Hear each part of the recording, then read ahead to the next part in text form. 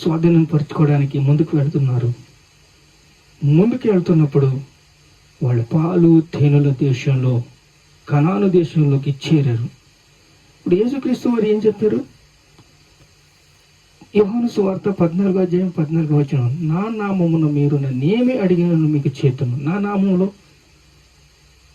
నేను మీకు చేస్తాను. నన్ను ఏమి అడిగినా నేను చేస్తాను. నా నామములో మీరు నన్ను ఏమి అడిగినా చేస్తాను. ఏంటండి ఇంత హామీ, ఇంత గ్యారంటీ, పవర్ఫుల్ స్టేట్మెంట్. ఏమన్నాండి? నా నామమున మీరు నన్నేమి అడిగినా నేను చేస్తాను. నేనే మార్గము, నేనే సత్యము, నేనే జీవము.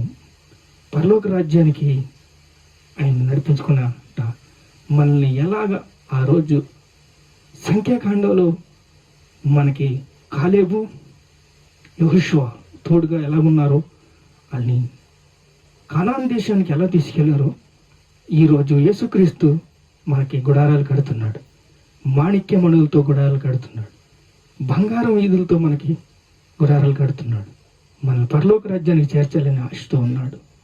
మన ఉద్దేశాలు స్థిరపరచబడాలి. అబ్రహాం ఆశీర్వాదం మనకుంది. ఉద్దేశాలు బహువేగంగా ఉండాలి. ఏంటండి ఆయన చేస్తాడు. ఆయన రాజ్యం ఇది. యేసయ్య రాజ్యం ఇది. యేసయ్య రాజ్యంలో ఆయన అధికారం ఇచ్చేవాడు. ఆయన ఏదైనా చేస్తాడు. మీరు నన్ను నా నామంలో మీరు నన్ను ఏమి అడిగినను నేను చేస్తాను.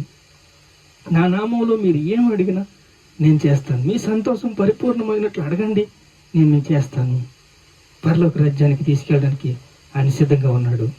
ఈరోజు ఏం అడుగుతున్నారు? బలిపీఠం కట్టి ఏం అడుగుతున్నారు? అబ్రహాం బలిపీఠం కట్టి ఏం అడిగాడు?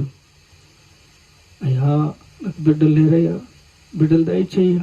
అగో పైన ఆకాశం చూడు, కింద భూమి మీద ఇసుక చూడు, ఇలా ఇస్తారా? విస్తారం అవుతారంటే సరే ప్రభువా